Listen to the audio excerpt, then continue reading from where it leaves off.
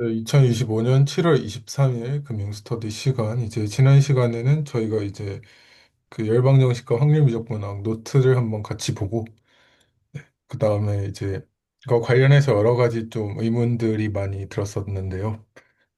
그래서 이제 이번 시간에는 제가 우선 관련해서 지난 시간에 나왔던 의문들 관련해서 제가 나름대로 좀 찾아본 게 있어서 그거를 위주로 해서 우선 발표를 드리면서 시작하도록 하겠습니다.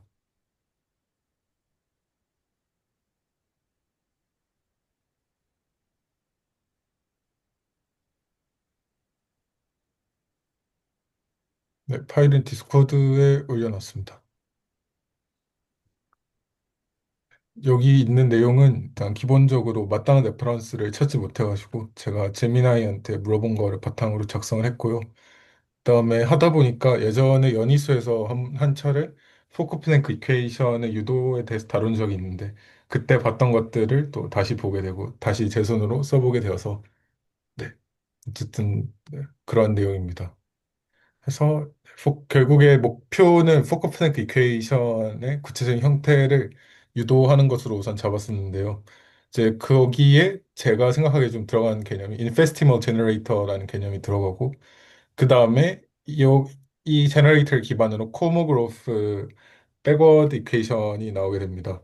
그 다음에 콜모그로프 백워드 이퀘이션 이 일단 주어진 상태에서 그 다음에 그 제너레이터를 일종의 그 리니어 오퍼레이터로 보고 그 리니어 오퍼레이터의 어드 조인트를 구하게 되는데 그 어드 조인트로부터 이제 다시 이제 콜모그로프 포워드 이퀘이션이 나오고 그 콜모그로프 포워드 이퀘이션을 다른 말로 포커플랭크 이퀘이션으로 부르는 그래서 그런 구조로 봤습니다. 해서 네, 우선 그 인페스티멀 제너레이트 내용 부분부터 우선 좀 제가 써본 내용을 찾아본 내용을 발표를 할 텐데 혹시 중간에 좀 이해 안 되거나 그런 부분이 있으시면 제가 혼자서 막 달려나갈 수 있으니까 언제든지 끊고 질문해 주시면 감사할 것 같습니다. 네, 그래서 일단 인페스티멀 제너레이터라는 거를 먼저 도입을 할 건데요. 일단 우선 잠시만요. 그릴 수 있는 게 네. 네, 그래서 일단 그 이토 프로세스 우선 그 하나 두고요. 그다음에 이게 그 타임 호모지니어스 하다 더 쓴다. 여기 앞에 붙는 텀들이 이제 그 시간의 동적인 동차인 그런 걸로 봤고 그렇게 해서 흔히 봤던 뭐 이토 프로세스 계속 봤죠. 그거랑 이제 F라는 펑션을 두는데 웬만해서는 좋은 조건을 만족하도록 두게 됐습니다. 해서 기본적으로는 그 제곱 적분 가능하고 스케일 인티그러블 해가지고 L2 스페이스의 원소가 되고요. 그 다음에 그 두 번 미분 가능한 함수고 여기는 컴팩트 서포트를 가진다고 되어 있는데 이거는 이제 함수 값이 무한대나 마이너스 무한대로 가면 0이 되는 네, 그런 성질을 가진 함수로 둡니다. 이렇게 두는 이유는 나중에 나옵니다. 네. 그래서 우선적인 목적은 이것을 구하는 건데, 이거를 이제 해석해 보면 t 시점의 값이 주어져 있다고 했을 때, 그 어떤 함수 값의 변화량의 평균 값을 구하는 것이 목적이 됩니다. 우선 그래서 요거를 구하는 걸 목적으로 하고, 일단 저희가 관련해서 할 수 있는 게 일단 함수 fxt가 주어져 있고, 함수 값이 있으면 그거에 대해서 이토렘마를 저희가 항상 사용을 했었죠. 그래서 이토렘마를 사용하면 이렇게 되고, 여기 dxt 위에 대입하면 제가 많이 봤던 이런 형태가 나오게 됩니다.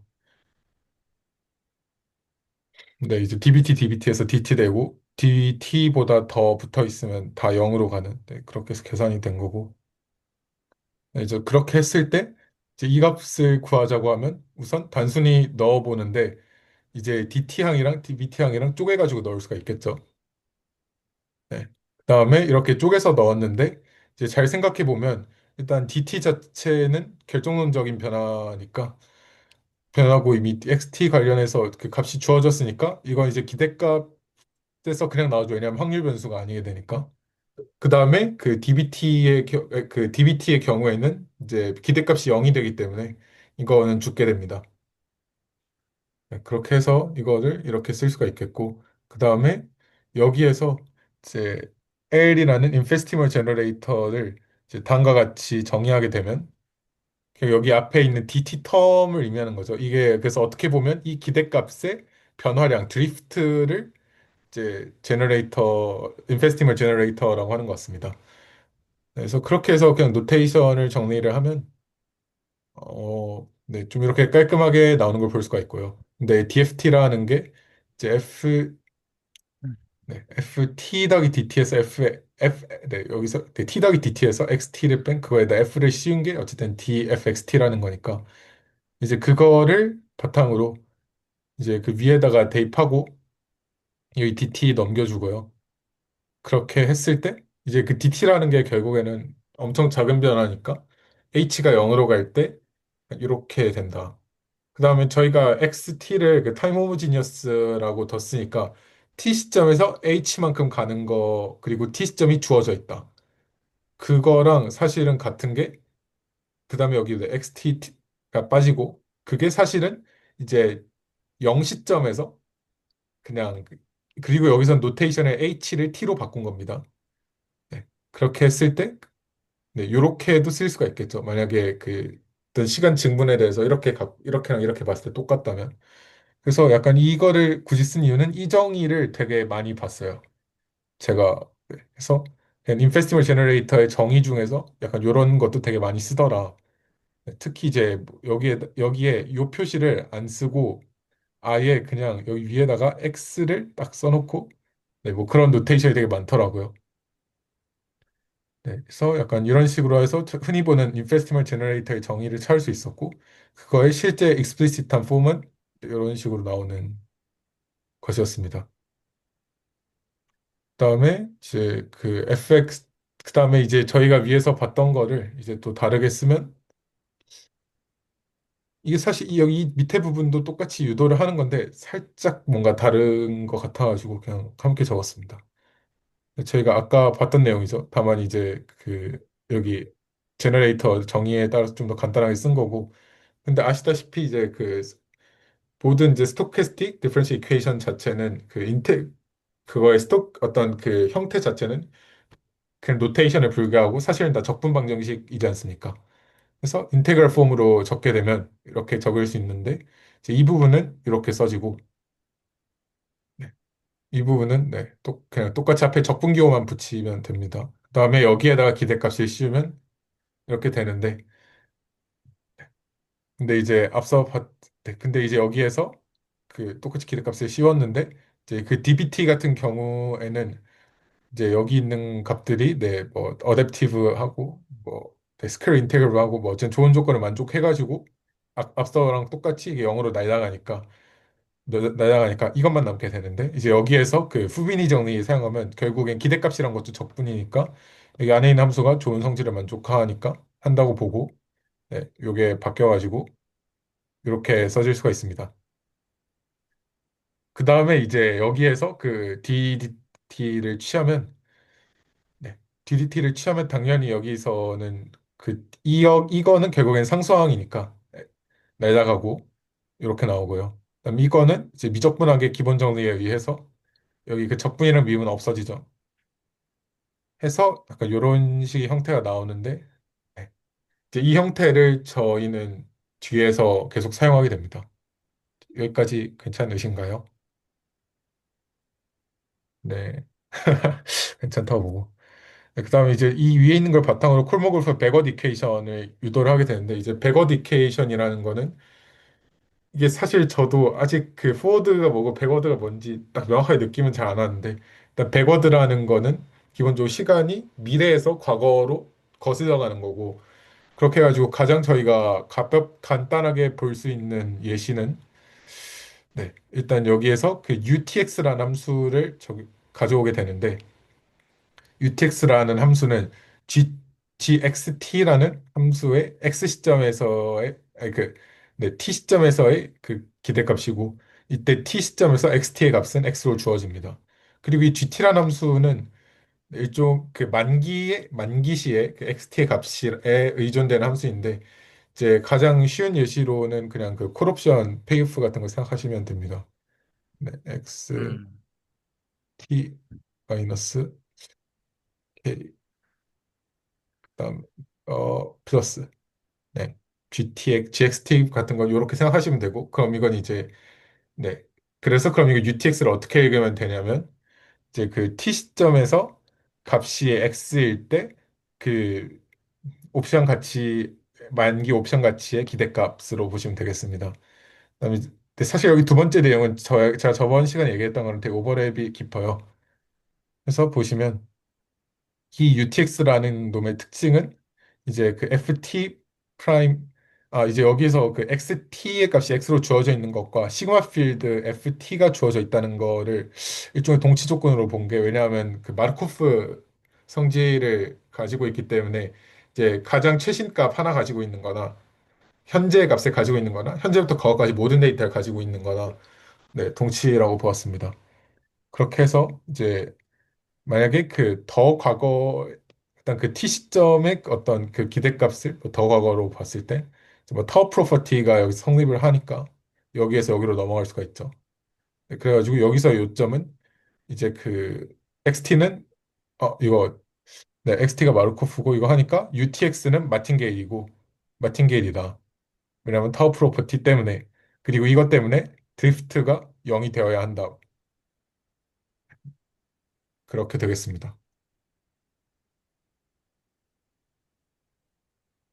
네, 그래서 이거 이후에는 이제 그 U의 어쨌든 그 디퍼런셜을 보게 되고, 그렇기 위해서, 어쨌든 U도 X에 대한 함수니까, 이제 이토렘마를 사용을 하게 되고요. 네. 네. 이토렘마 사용하게 되면 이렇게 되고, 예, 이렇게 되는데, 이제 이 부분이 이제, 네, 저희가 아까 봤던 그 제너레이터의 형태죠. 거기에 이제 U가 들어간 F 대신에. 그 다음에, 이렇게 되는데, 아까 마틴게 제로들 피트라 했으니까, 이제 이 부분이 날아가야 되죠. 그래서 이렇게 된 게 콜모거프 백워드 이퀘이션이 됩니다. 그래서 지난 시간에 이거는 좀 제대로 다뤘던 것 같아요. 근데 이제 이후에 제가 좀 더 알아본 거는 이제 L은 알겠는데 그래서 L은 뭐 앞서 봤듯이 L은 앞서 봤듯이 이거의 어떤 이 값의 어떤 그 함수의 변화량의 기대값의 드리프트였는데 이제 그거의 어드 조인트는 무엇이었나 하는 그게 있어가지고 봤는데 일단 남은 내용은 이렇고요. 네, 여기에서 이제 그 PTX라는 그 확률 밀도 함수를 가지고 오게 됩니다. 이제 아시다시피 이제 XT라는 게 T를 고정하고 나면 결국에는 확률 변수가 되죠. 그 확률 변수라면 이제 그거 확률 변수고 이제 그 어떤 확률 공간에 또 확률 측도가 있을 거고 확률 측도가 있을 테니까 그것으로부터 자연스럽게 어떤 분포가 존재하게 되고 네, 분포에서 다시 그 확률 밀도 그 분포와 또 적절한 효과를 만족하면 확률 밀도 함수를 가지고 있겠죠. 그래서 이 확률 밀도 함수라는 거는 이제 그 아주 작은 구간 내에서는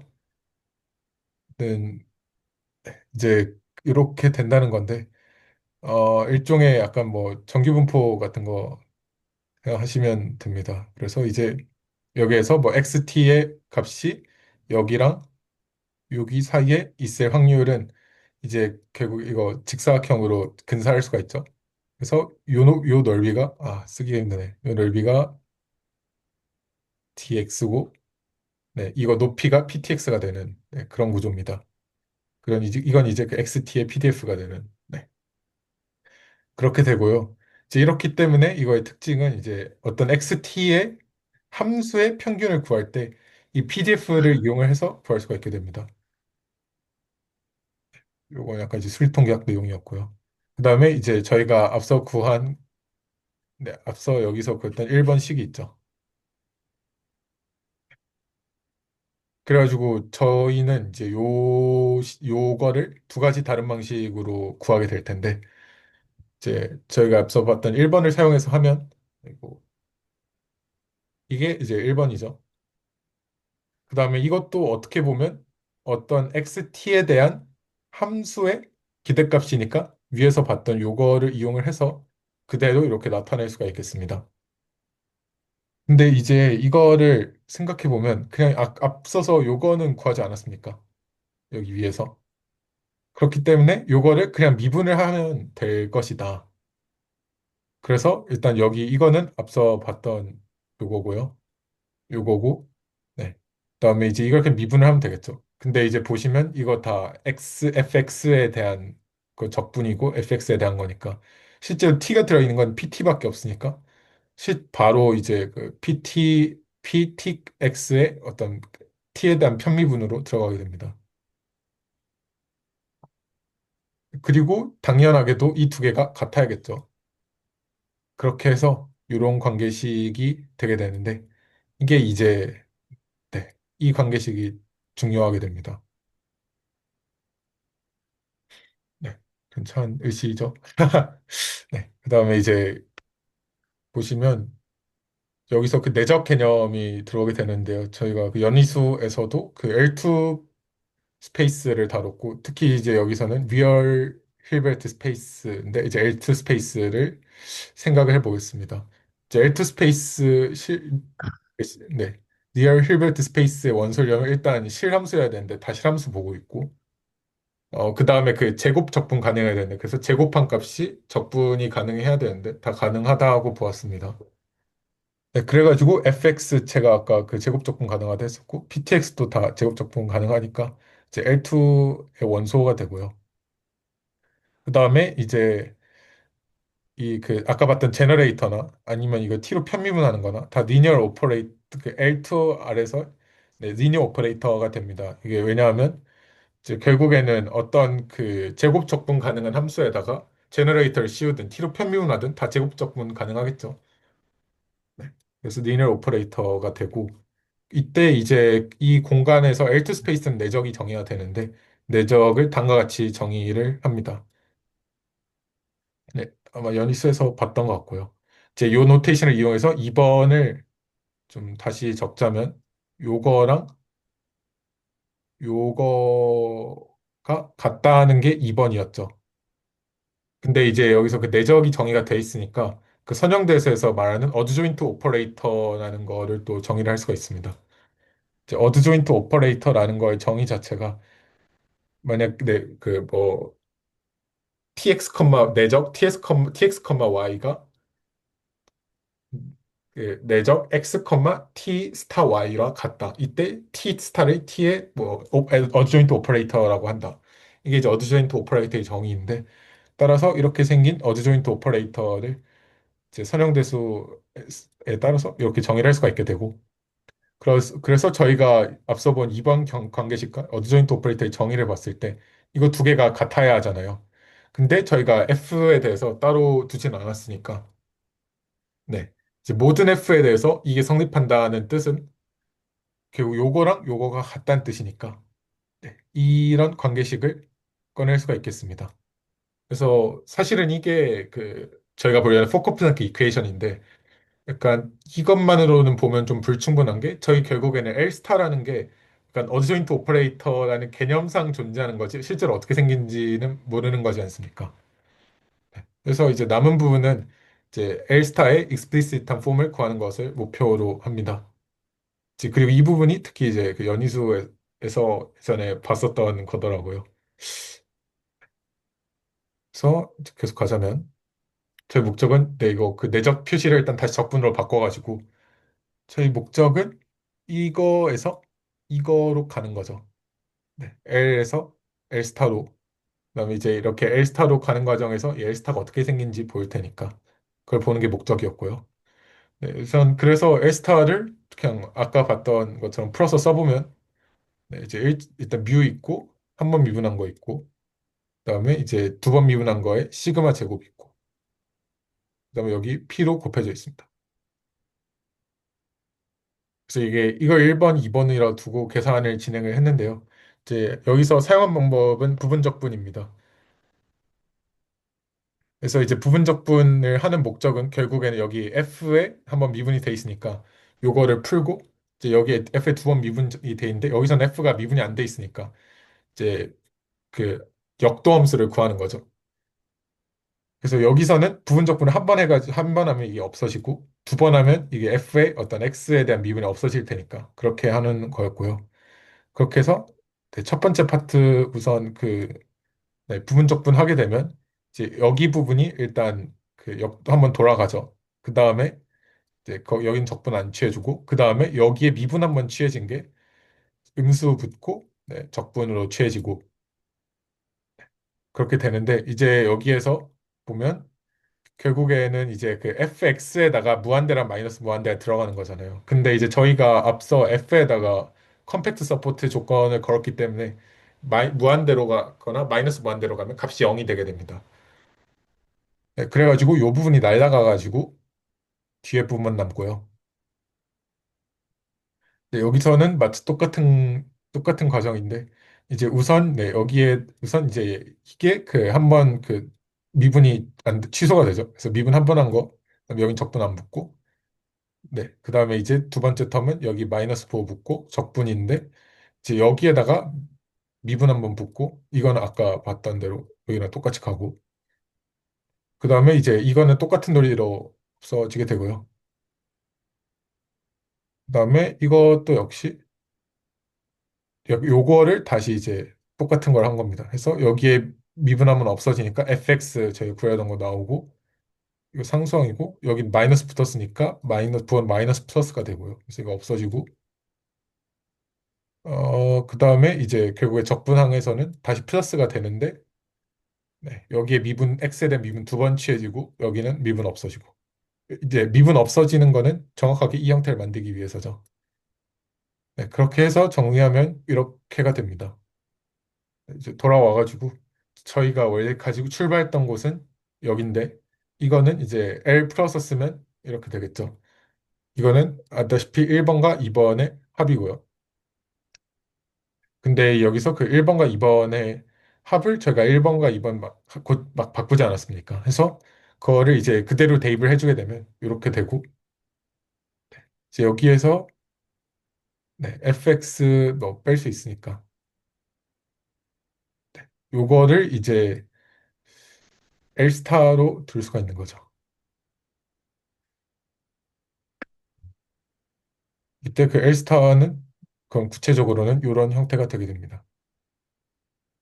그렇게 해서 포커플랭크 이퀘이션이라는 거는 저희가 아까 봤던 3번 관계식인데 이제 여기에서 L 스타를 좀 구체적으로 쓰면 이런 모양이 되겠습니다. 여기가 네. 그래서 약간 이거의 의미는 이제 결국 XT의 분포라는 게 분포란 거에 변화가 있고 그거가 이제 이런 드리프트랑 이거 이제 디퓨전에 따라서 움직인다라는 거였습니다. 그래서 백워드랑 포워드가 어떤 의미냐 하는 거는 준비를 제대로 못했는데요. 제가 보기에는 어쨌든 여기 제가 봤던 백워드에서는 이미 그 미래 어떤 만기에서 돌아가는 거였고 반대로 이제 포커플랭크 이퀘이션 같은 경우에는 오히려 분포가 있으니까 분포의 초기값이 존재할 것이고 거기에서 앞으로 가면서 어떻게 시간이 흐름에 따라 바뀔지 어떻게 확산될지 어떻게 움직일지를 보는 거니까 네 그런 어떤 관계가 있다고 봤는데 자세한 거는 보니까 전이 확률 함수 같은 걸로 하던데 그 부분은 잘 준비가 없었습니다. 그래서 제가 준비한 내용은 여기까지입니다.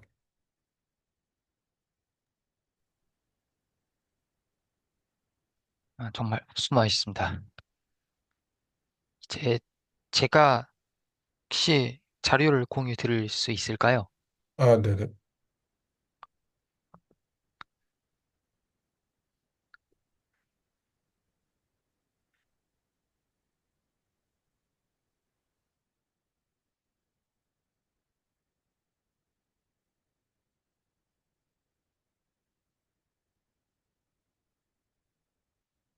예,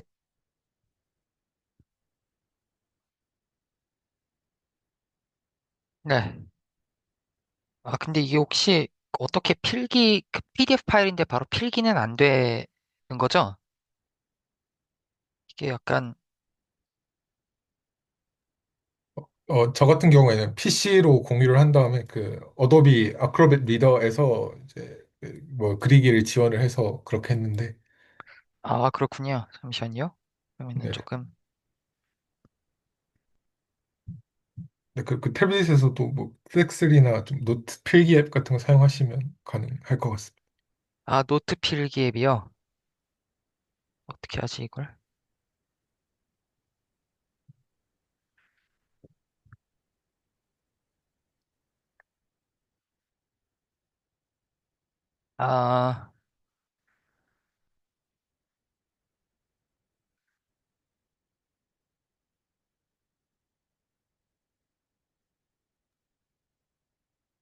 아, 그냥, 그러면은, 포기하겠습니다, 이거는. 필기는 포기하고, 그냥, 어,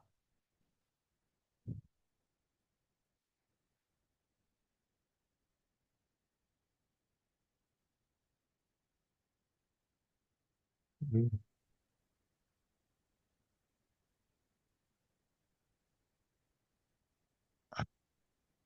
그래, 그 위에서 그리기 같은 거 누르시면 필기가 가능할 것 같긴 합니다.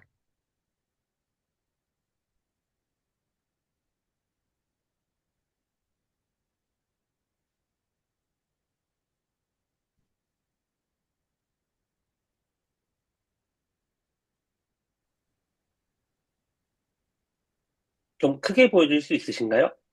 예. 한번, 지금 공유가 되나요? 네네, 네, 지금 보입니다. 보입니다. 네. 예, 예. 그럼 일단은, 이 상태로 일단은 공유를 드리겠습니다. 예. 불가피하게.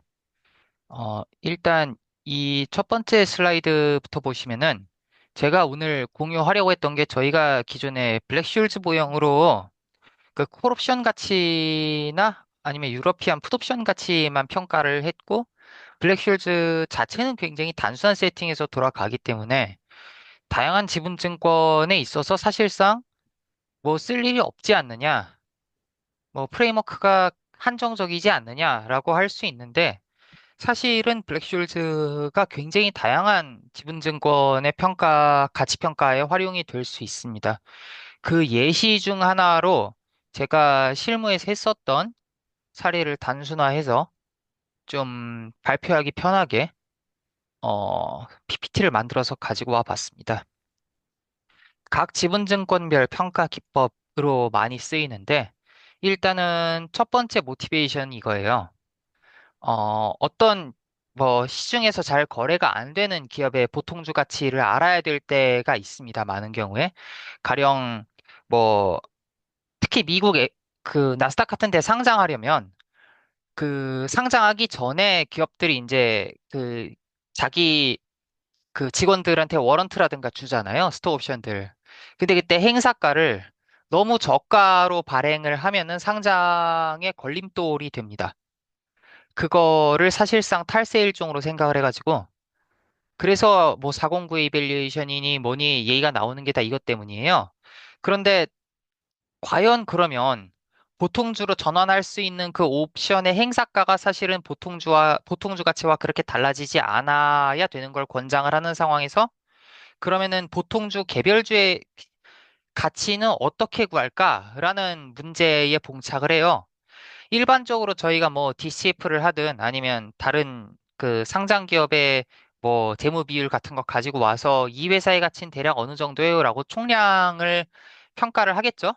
근데 하면은 그 총량을 그냥 단순히 보통주 그러니까 전체 주수로 그냥 나누면은 그 보통주 가치가 나오느냐라고 하면은 그거는 굉장히 부적절합니다. 왜냐면은 그 많은 스타트업들 같은 경우에는 오른쪽처럼 굉장히 복잡한 자본 구조를 갖고 있어요. 보통주의 비율이 반을 넘지 않는 경우가 많습니다.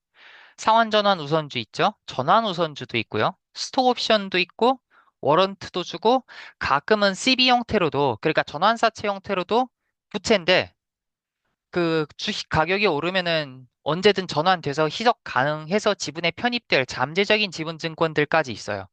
이것들까지 다 고려를 했을 때, 과연 보통주의 가치를 그냥 N빵 하는 게 맞느냐라는 굉장히 실무적인 문제에 부딪힙니다. 그래서 그렇게 할 수 없어요. 그렇게 할 수 없는데, 그러면은 이거를 일괄 어떤 이 각 시어 클래스별로 그 가치를 얼로케이션 해주는 프레임워크가 있느냐? 라면은 그 프레임워크가 사실은 블랙쇼울즈 모형으로부터 와요. 재밌지만. 근데 어떻게 배분할 것인가? 대충 이 정도를 갑니다. 그러니까 총지분 가치가 이미 있다는 전제하에 유사상장사를 골라요. 이게 굉장히 흔한 일입니다. 왜냐면은 대상 회사는 아직 비상장사고 주가가 거래가 안 되기 때문에 변동성이 없죠. 없으면 대충 비슷한 회사들을 고릅니다. 근데 비슷한 회사들을 골라서 사실은 그때 그 비슷한 회사들이 자본 구조가 다르기 때문에 그거를 쭉 레버리지를 빼가지고 총지분 변동성을 대충 구해요. 여기서 뭐 평균을 하든 상위 75% 값을 고르든 뭐 어떻게든 합니다. 그 다음에 이 값을 대상 회사의 총지분 가치의 변동성이라고 보고 OPM에 넣는 겁니다. 그리고 OPM에 넣고 이 OPM 프레임워크 하에서 각 클래스별로 그 밸류를 쑥쑥 쏴요. 쏜 다음에 이제 시장성 부족 할인을 합니다. 시장성 부족 할인은 그 비상장사라 반드시 해야 되는 게 맞는데 이제 각 증권별로 달라져요. DLM이. 총지분 가치에서 여기로 쭉 들어가고 쭉 들어간 거에서 가까이 가치는 다시 쭉쭉쭉 빠지는 건데 빠지는 정도가 다릅니다. 그러니까 그 기본적인 아이디어는 이거예요. OPM을 온갖 때 쓸 수 있는 기본적인 아이디어는 모든 주식은 옵션이라는 거예요. 모든 주식은. 왜? 총지분 가치가 대략 한 오른쪽에 쭉 X축에 있다고 하죠. 그런데 이 앞에 한 100까지는 가져갈 사람이 많아요. 앞에 뭐 선순위 우선주를 가지고 있는 사람이든 아니면 전환사채를 가지고 있는 사람이든 그랬을 때 이 100부터 그 보통주를 들고 있는 사람들이 이제 이 추가적인 총지분 가치에 대해 돼서 이제 나눠 먹을 게 좀 생기지 않겠습니까? 그러니까 이게 사실은 보통주가 총지분 가치, 대상 회사의 총지분 가치에 대한 콜옵션과 페이오프가 사실 똑같아요. 이게 리퀴데이션, 그러니까 회사의 뭐 IPO든 상장이든 아니 M&A든 같이 리퀴데이션을 기대하고 투자하는 거지 않습니까? 유동화를 비상장 기업에는 이 유동화 시점을 딱 잡았을 때 만기 시점의 페이오프는 사실은 보통주 주주여도 이렇게 생각할 수밖에 없다는 거죠. 예.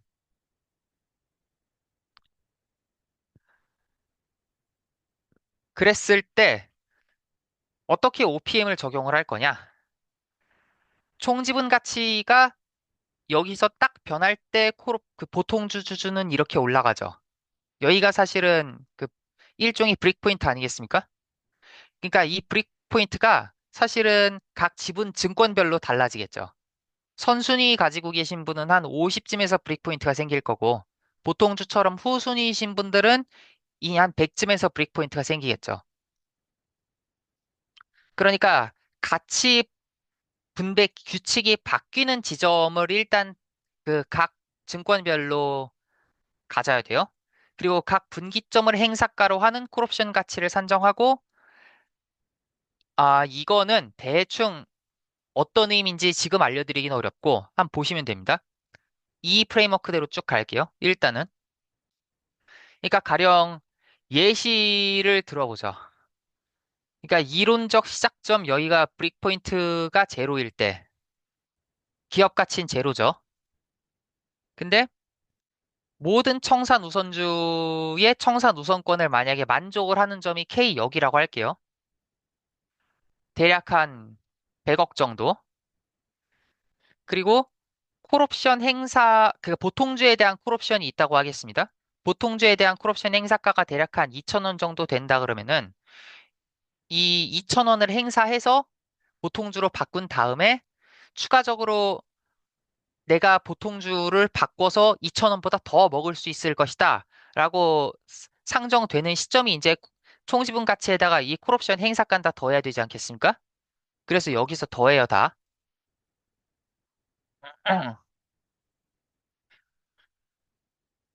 그랬을 때 이 브릭 포인트에 대해서 다음과 같은 계산을 해요. 어떤 계산을 하냐면 어, 이게 저는 직관적으로 이해하기가 처음엔 굉장히 힘들었었는데, 나름대로 그래도 가장 쉽게 정리를 해보려고 노력을 한 거였어요. 어, 브릭포인트 각각을 행사가라고 생각을 할 수 있겠죠. 콜옵션에. 왜냐면은 여기가 브릭포인트니까 이게 사실은 콜옵션 가격 공식에서는 행사가의 역할을 하는 거잖아요. 예. 그래서 선순위로 가져가실 분들, 이 다 가져가는 금액이 한 100억 정도라고 하죠. 브릭포인트가. 그랬을 때 이 구간별 가치를 구하는 건데, 이 구간별 가치를 구한다는 게 무슨 말이냐면, 어, 여기서 S가, 그 주식 가격이 여기서는 S가 총지분 가치가 되겠죠. 그리고 이게 브릭포인트 1이랑 브릭포인트 2 사이에 그 콜옵션 가치를 뺀다는 게 무슨 말이냐? 라면은, 이 콜옵션 각각이 사실은 그 리스크 뉴트럴한 익스펙테이션의 현재 가치의 할인 값이죠. 이게. 그러니까 S가 BP1보다 같거나 클 기대값에 같거나 클 때의 기대값의 현재 가치 할인 값이고 S가 BP2보다 같거나 클 기대값의 현재 가치 할인 값이잖아요. 그러니까 결국은 각 트렌치별로 뭐가 나오냐면은 총 지분 가치가 그 브레이크포인트 1에서 2 사이에 있을 때, 가령 트렌치 2, 이 사이에 있을 때의 익스펙테이션 값에 현재 가치 할인분이 나옵니다.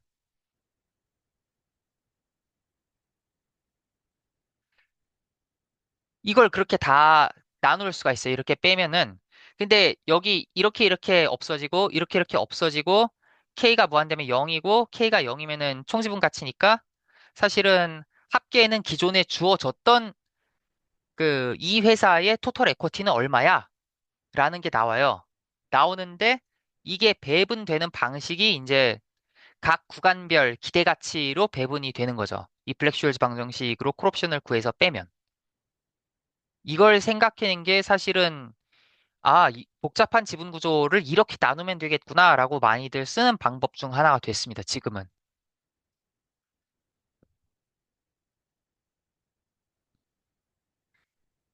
이게 선순위 가치부터 차례로 채워가는 거죠. 트렌치 1에서 배분된 가치가 일단은 여기에 참여한 지분증권들은 이 정도 가치를 가져가게 돼 있어요. 모든 지분증권들은. 그런데 트렌치 1에서는 그 우선주 A와 B에게만 배분이 될 거예요. 물론 뭐 청산 우선권이 금액 비율일 수도 있고 아니면 주수 비율일 수도 있는데 여기에 참여하는 증권들의 배분 비율만큼 우선주 A, B가 가져가고요. 트렌치 2에서는 사실은 보통주, 우선주 B 이렇게 해서 보통주가 참여를 하게 돼요. 여기서부터. 그래서 보통주도 여기 추가적인 가치에 대해서는 우선주 A랑 B랑 뭐 가령 뭐 그 총이석 주수든 아니면은 투자 원금 비율이든 해갖고 가져가게 돼 있어요. 트렌치 2에서. 트렌치 3부터는 이제 콜옵션도 참여해서 같이 나눠 먹습니다. 대략적으로.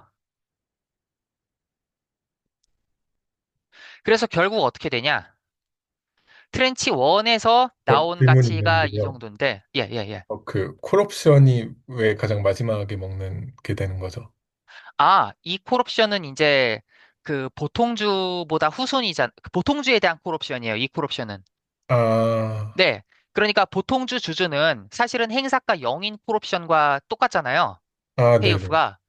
그런데 이제 그러니까 보통주는 사실 이익을 보는 구간에서 콜옵션 행사 주주는 이익을 못 볼 수도 있죠. 음, 예, 왜냐면 행사가가 더 높은 콜옵션을 가지고 있다라고 생각하면 되잖아요. 행사가 0, 행사가 한 2천. 얘는 여기 행사가 0인 콜옵션은 콜옵션?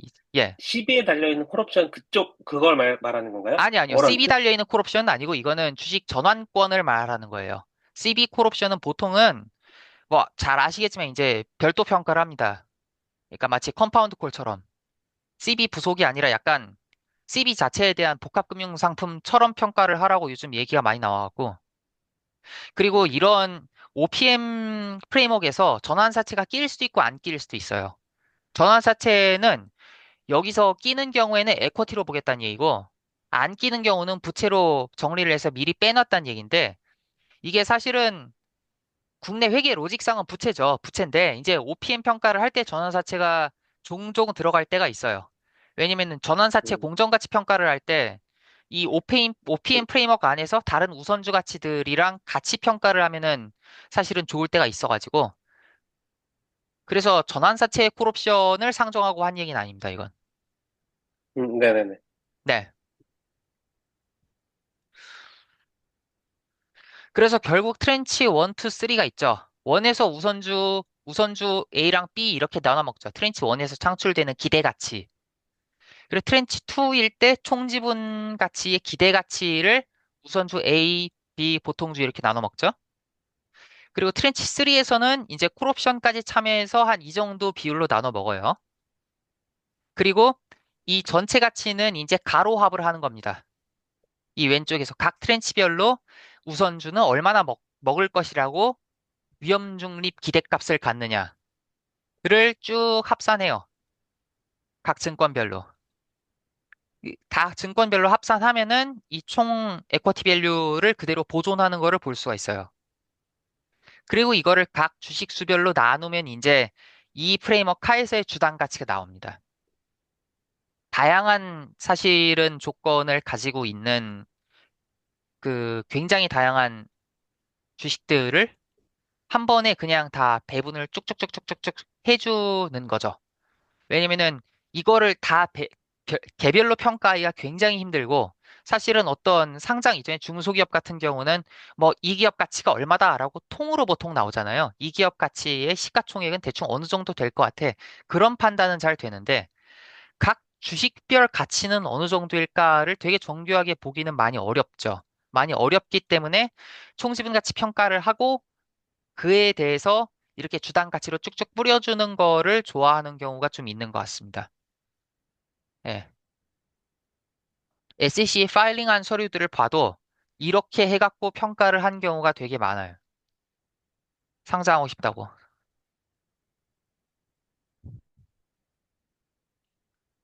그럼 그 트렌치 내에서 어떻게 나눠 먹는지가 더 중요하겠네요. 아, 이거는 지금 여기는 이제 주수별로 나눠 먹는다고 이제 해놨는데 사실은 주수별로만 나눠 먹느냐 그거는 계약 조건에 달려 있죠. 뭐 계약하기 나름이죠. 근데 음, 보통은 뭐 지금 예시니까요. 지금 이거는 예시의 편의상 그냥 주수 비율대로 나눠 먹는다고 했습니다. 여기서는. 아, 네. 예, 예, 예. 아, 이게 사실은 이게 나눠 먹는 로직이 달라지면은 트렌치 1, 트렌치 2 계산하는 방식이 되게 델리케트해져요. 사실은. 예. 한꺼번에 전환이 아니라 한 주씩 전환하는 케이스도 따져야 되기 때문에 그게 조금 많이 복잡해지는데 여기서 소개하기엔 적절한 케이스는 아닌 것 같아요. 예, 간단하게. 뭐 OPM을 사용하는 이유는 이제 AICPA 가이드라인에서 이렇게 해라. 자본 구조 복잡하고 언제 리퀴디티 포인트가 있을지 모르고 중간중간에 콜옵션처럼 아예 옵션 형태로 그냥 뿌리는 경우도 있지 않습니까? 우선주만 있는 것도 아니고. 그러니까 이제 이것 때문에 이제 OPM 쓰면 좋다라고 이제 얘기를 하죠.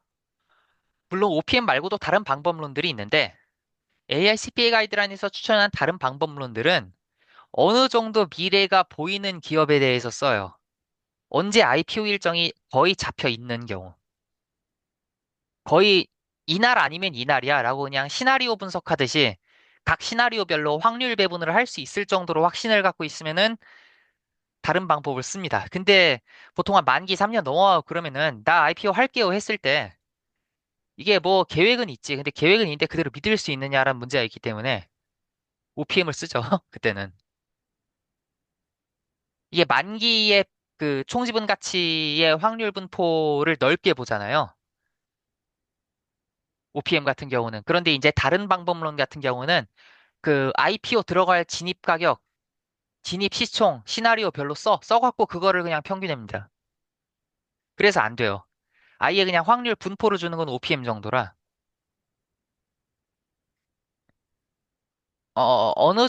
이제 OPM의 핵심 변수로 이제 그 OPM은 이걸로 끝입니다. 방금 얘기한 설명은 끝인데 왜 이 얘기를 또 그 하냐면 옵션 가치가 사실은 아시다시피 인볼이라고 따로 뽑아서 그거를 옵션 가격으로 쿼트를 할 만큼 변동성에 되게 민감하지 않습니까?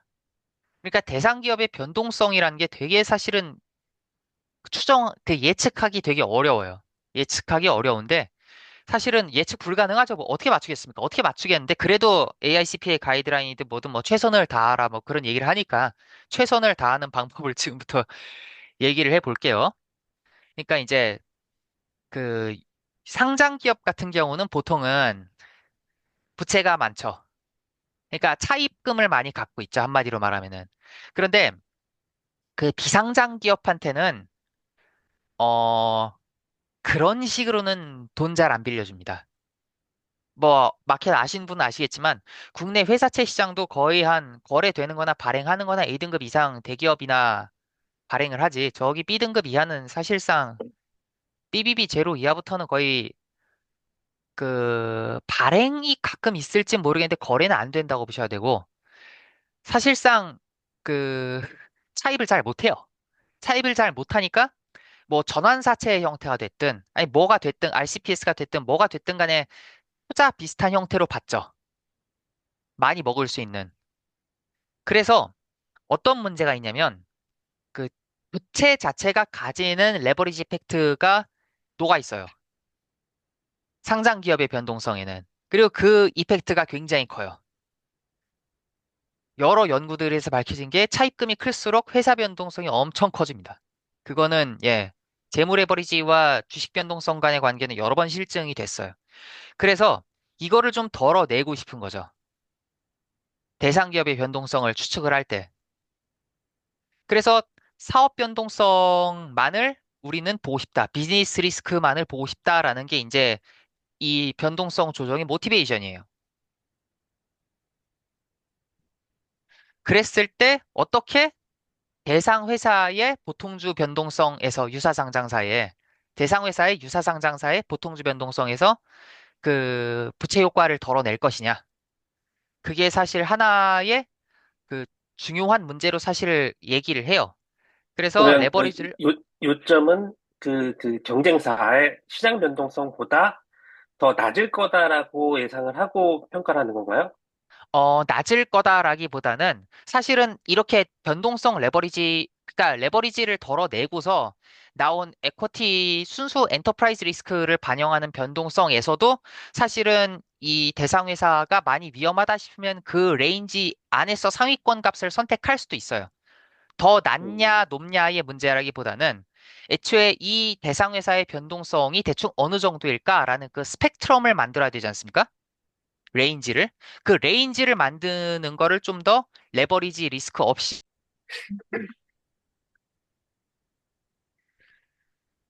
그래서 결국 총지분 가치라는 거를 여기를 가로축을 총 자산 가치로 보고 그 이 페이오프를 총 지분이라고 봤을 때 이 지분이라는 것도 결국 자산에 대한 어떤 콜옵션이라고 생각을 할 수 있단 말이죠.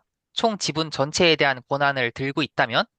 그래서 이 블랙쇼ल्즈 머튼 방정식을 가지고 잘 써가지고 역으로 돌릴 수가 있어요.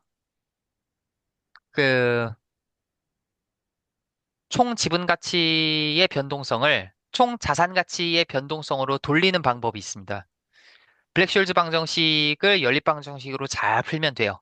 그래서 그 부채 효과를 덜어내는 거를 보통 언레버라고 하고요. 그래서 이제 여러 유사상장 기업의 총 자산 변동성 레인지가 쭉 있겠죠.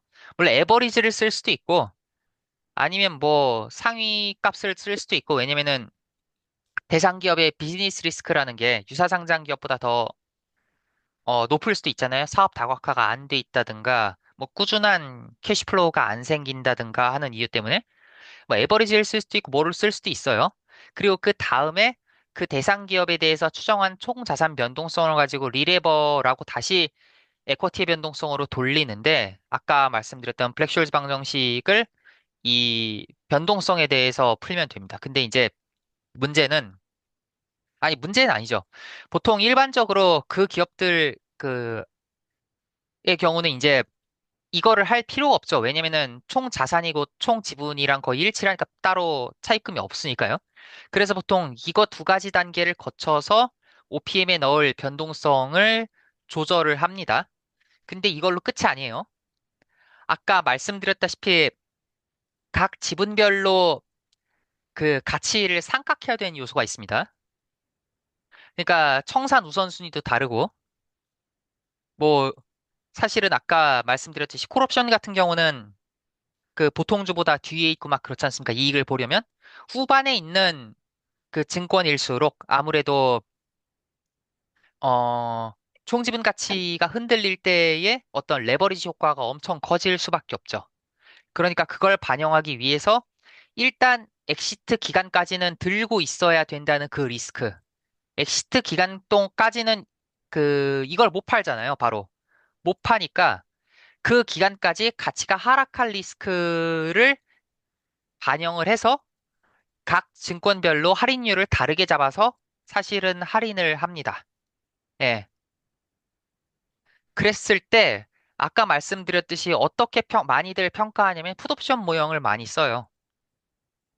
그러니까 시장성이 있는 주식 같은 경우는 여기 보시다시피 원할 때 바로 현금화가 되죠. 바로 매도가 돼요. 그런데 그 엑시트 시점까지 들고 있어야 되죠. 들고 있어야 된다는 건 뭘 말하는 거냐면은 그 기간 동안 풋옵션 가치를 포기하는 것과 마찬가지라고 생각을 하는 거예요. 풋옵션은 팔 권리니까. 특정 가격에. 그래서 이 가격을, 이거를 대략한 그 또 블랙숄즈 비슷한 모형을 씁니다. 이 DLOM을 산출하는데 이 풋옵션 가격을 해야 되니까요. 근데 이제 그 사실은 블랙숄즈 비슷한 모형을 쓰죠. 정확히 말하면 이렇게는 안 써요. 이렇게는 안 쓰고 뭐 아시안 푸시든 피너티든 뭐든 뭐 다른 방법들이 있습니다. 그래서 풋옵션 가치를 각각 계산을 하는데 어차피 총지분 변동성이 하나인데 어떻게 각 지분별로 풋옵션 가치가 달라질 수 있느냐라고 하면은 각 지분별 변동성을 사실 따로 계산합니다. 여기서 각 지분별로 변동성을 따로 계산해서 그 변동성을 풋옵션에 넣어서 할인율을 대충 알아보는 거죠. 각 지분별로. 대충 한 이런 정도로 할인을 한다고 보시면 됩니다. 대략 이렇고요. 예. 이러한 차이를 측정하기 위한 지분 증권별 변동성을 또 블랙숄즈로 뽑아요. 그러니까 진짜 신기합니다, 이것도. 해외 평가사들이 이렇게 많이 하던데 국내에선 이렇게 하는 쪽을 못 봤어요. 근데 해외 평가사를 감사 검토를 많이 하다 보니까 이 공식을 써요. 그러니까 이 공식은 아시다시피 그 지분 증권 총지분 가치의 변동성이고요. 아까 열심히 언레버 해갖고 구한 그 다음에 각 클래스별 델타를 구합니다. 그러니까 각 지분 증권이 총지분 가치의 변동에 대해 얼마나 민감한지를 구해요. 그리고 변동성이 민감한지를 구하는 거죠? 아, 자산의 민감도인가요? 네, 자산의 민감도입니다. 이거는 자산의 네. 민감도인데 이게 사실은 이 오른쪽 두 개의 값을 곱하면은 이게 레버리지 비율이 돼요. 정확하게. 정확하게 레버리지 비율이 돼서 저희가 뭐 그 ETF에서 두 배 레버리지, 세 배 레버리지 할 때 그 레버리지 비율로 수학적으로 정확히 해석될 수 있어요. 근데 정확하진 않죠. 대략적으로 그렇게 해석될 수 있어요. 충분히. 근데 이거는 그 구체적으로 담아놓진 않았고 이 음, 클래스 델타 자체는 총 지분 가치에 대해 대상 지분 가치의 변화율이 어느 정도냐, 변동성이 아니라 총 가치의 변화율이 어느 정도냐를 보는 건데요. 여기에 이제 이것까지 곱하면은 이 그 값이 뭐가 되냐면은 결국은 어 에쿼티의 수익률 분의 클래스의 수익률이라는 변수로 딱 적히게 돼 있어요. 수익률 분의 수익률로. 이게. 음, 그래서 이 변동성이 그대로 사실은 클래스 변동성으로 변환이 됩니다. 이 변동성이 사실은 수익률에 대한 사실은 수익률이 n배 늘면 변동성도 n배 게 돼 있죠. 예. n배 늘게 돼 있죠. 똑같이. 근데 그러면은 이 클래스 델타를 어떻게 구하냐? 이거를 구하는 방법을 사실은 아까 OPM에서 그 봤던 걸로 대략적으로 근사해 볼 수 있다고 이거는 AICPA 가이드라인에서 대놓고 수식을 줘요. 이렇게 구하라고. 어떻게 구하냐면 그 각 브릭 포인트별로 ND1이 변하겠죠. 이렇게 변하는데 이거를 차액을 구합니다. 그래서 이 트렌치 1에서의 우선주 비중, 트렌치 2에서 우선주 비중, 트렌치 3에서의 우선주 비중 다 사실은 비중이라는 게 아까 엘로케이션 비율 말하는 겁니다. 거기에 이제 각각 여기 인크리멘탈 ND1들을 곱해서 쭉 합칩니다. 그러면은 각 클래스 델타가 나와요. 클래스별로.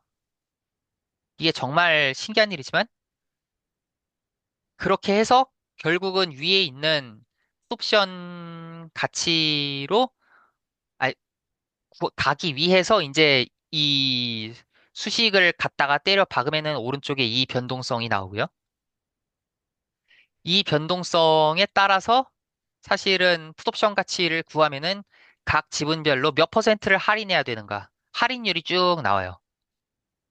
그래서 아까 OPM에서 각 지분 증권별로 얼로케이션 한 거에다가 이 할인율 적용해갖고 쭉쭉 할인해서 각 지분 증권별 최종 공정 가치가 이렇게 나오게 됩니다. 그러니까 대략 지금까지 한 게 이런 워크플로우를 가지고 있다.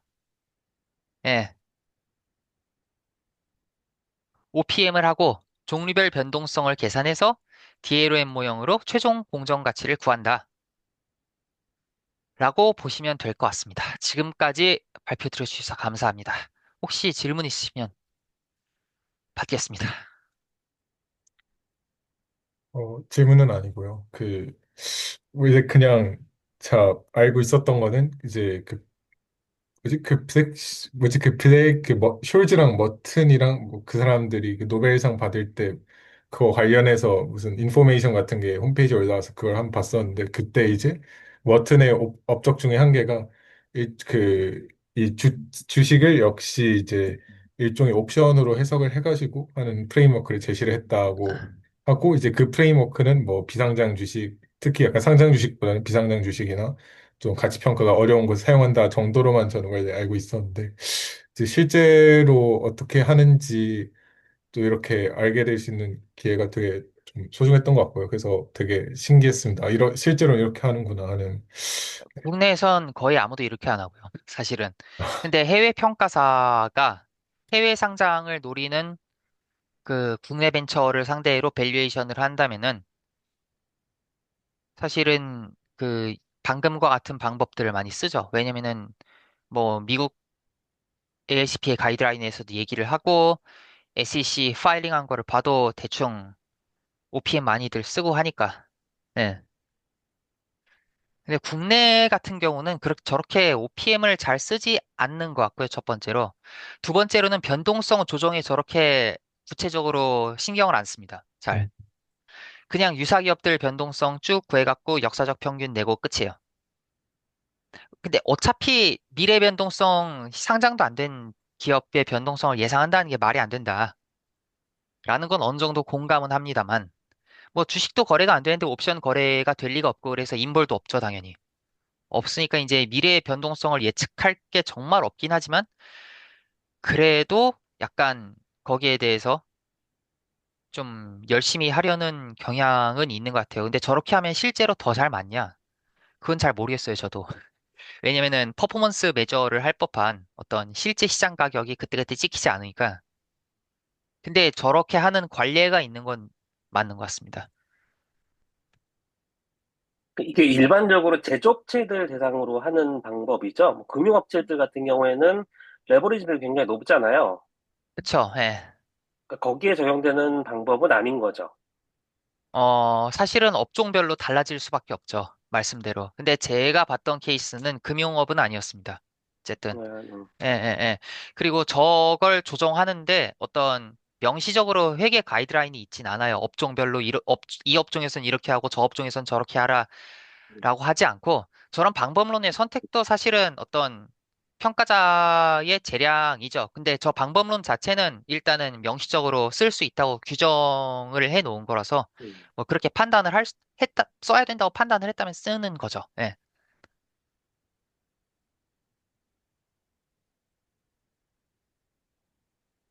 그러니까 제가 예전에 그 정승민 선생님 있을 때도 말씀을 드렸지만은 그 이 세계에는 전부 다 모든 총지분 가치가 다 총지분과 총자산이 다 지오메트릭 브라우니안 모션을 따른단 말이죠.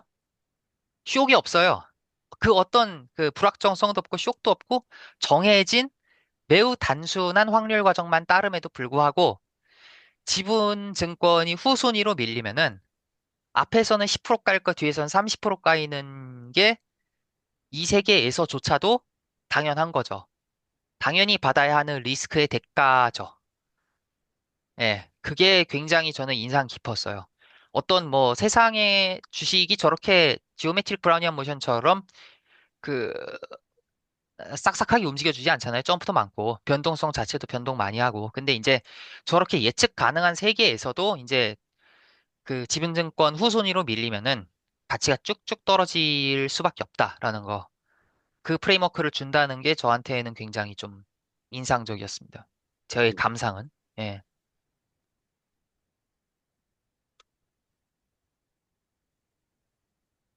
어, 대략 그리고 맞아. 버튼이 말씀대로 그 옵션으로 봤어요. 원래 버튼 논문을 보면은 그 옵션으로 봤고 그 지분을 옵션으로 봐왔고 사실은 방금 전 그 OPM이 머튼의 프레임워크에 오히려 훨씬 충실한 거죠.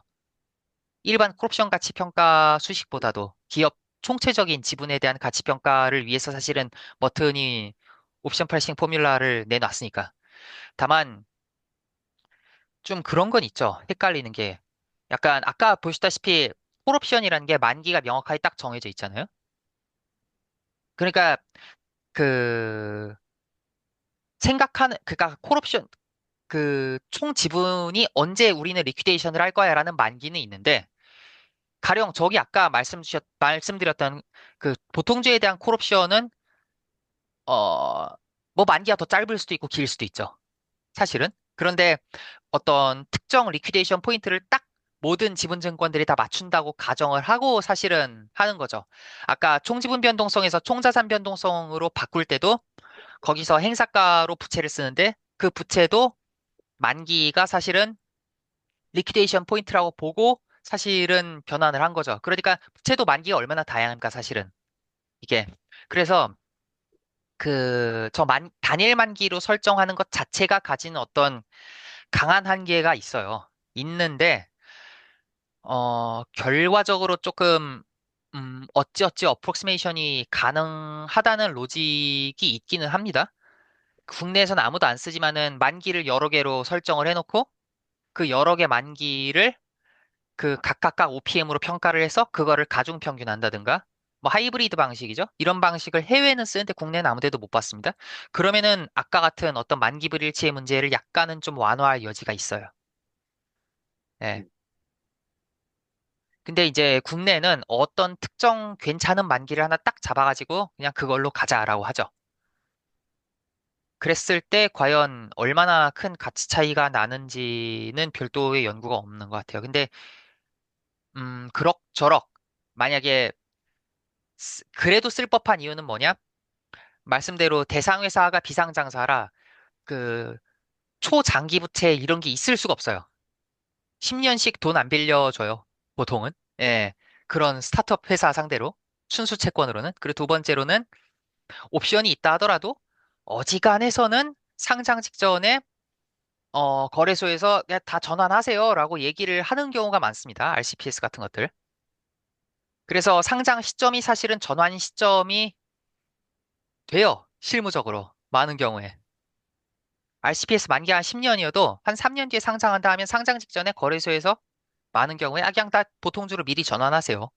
라고 얘기를 하죠. 물론 전환 사채에는 그런 경우가 별로 없지만.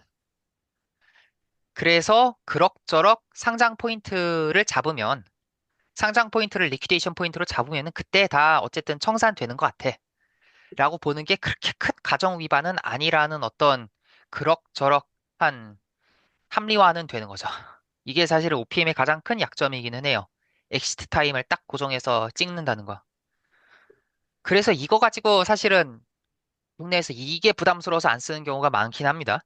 왜냐면 엑시트 타임을 추정할 어떤 그 어떤 뭐라 그래야 돼 정형화된 방법론 같은 게 없잖아요.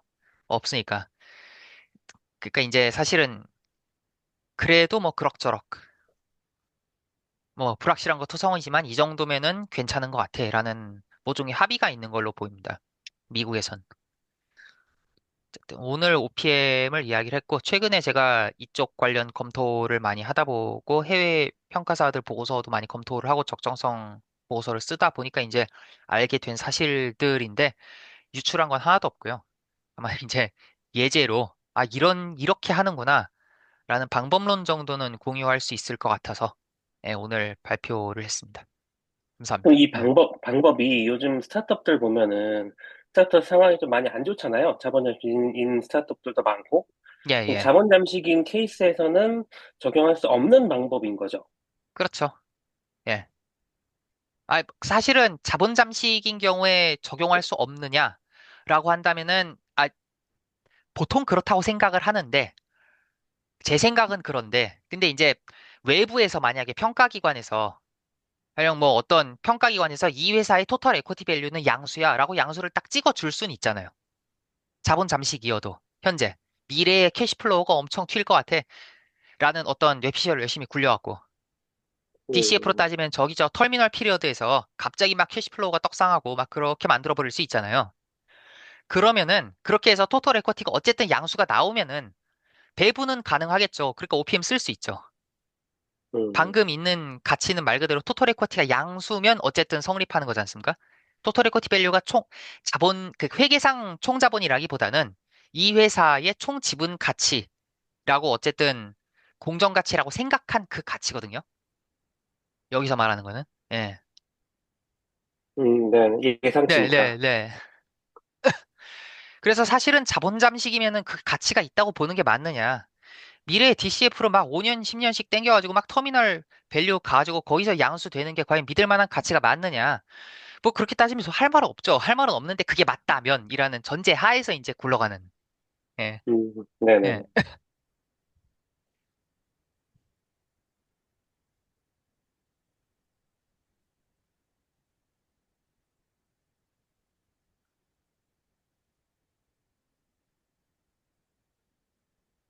예, 좋은 어, 발표 감사드립니다. 예, 확실히 그 실무적으로 적용하는 방법론이 확실히 또 저희가 현재 스터디에서 다루고 있는 그런 내용이랑 되게 긴밀한 것 같으면서도 되게 다른 부분이 있고 해서 예. 약간 네, 좀 블랙슐즈가 생각보다 매우 다양한데 엄청 많이 쓰인다. 그 프레임워크 하에서 진짜 별 짓을 다 한다. 라는 얘기를 하고 싶었네요. 그게 실제로 정말로 리터럴리 현실에서 맞아? 라면은 모르죠. 관측 가능한 데이터가 없으니까 비상장사는. 거래가 안 되니까. 다만, 예.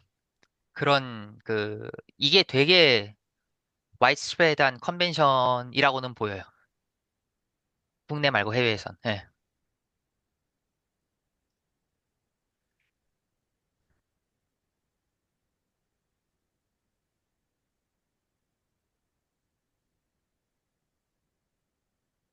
저희 오늘 스터디에서는 이제 제가 앞서서 그 저번 시간에 나왔던 문제들에서부터 이제 포커스 앰플리케이션이 어떻게 유도되는가에 대해서 한번 보았고 또 이유성 선생님께서 이제 저희가 이전에 또 다루었던 블랙쇼즈 모델이 실무에서는 또 어떻게까지 쓸 수 있는가는 이제 뭐 당연히 옵션 프라이싱에도 쓰이겠지만 그걸 넘어서 실제로 또 뭐 주식을 같이 평가하는데 사용되는 그런 네, 어플리케이션에 대해서도 소개해 주셨습니다. 그래서 제 생각에는 다음 시간에는 이제 연습 문제 이제 5번 세트를 풀이를 들어가면 좋을 것 같습니다. 그래서 우선 그 오늘 녹화는 여기까지 하도록 하겠습니다.